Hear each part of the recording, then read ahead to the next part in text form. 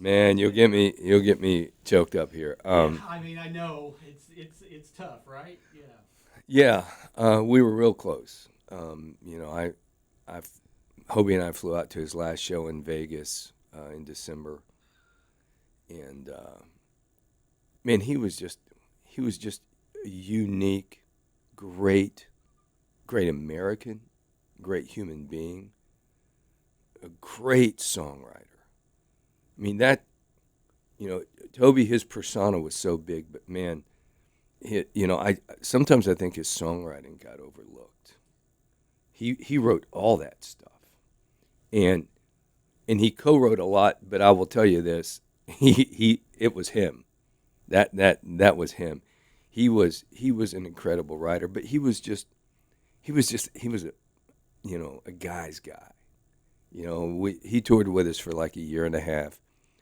Man, we hooped, we golfed, we hung out.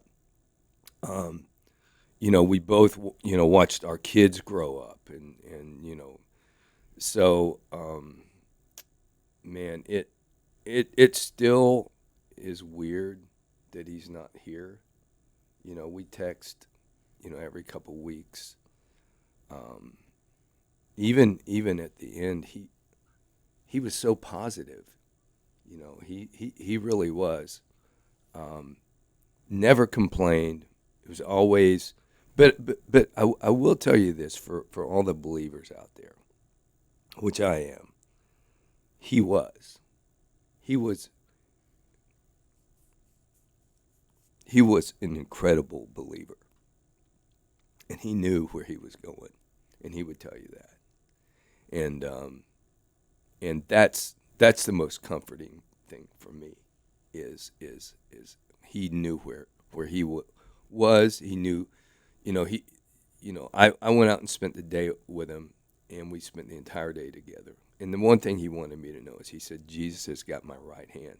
And he said, I know where I'm going, and I'm not afraid. And, I think everyone needs to know that, too, about him.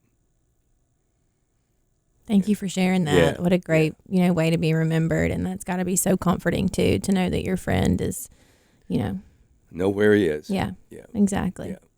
When he was inducted into the Hall of Fame, Ronnie Dunn, he gave a speech about Toby, and he was saying when people told Toby they didn't like his songs or anything, he just used it as motivation he never once doubted himself and stayed true to his craft. And I thought that was very admirable. He did. He did. He knew exactly who he was, and he was not going to back down from anything or anybody. He was a big man.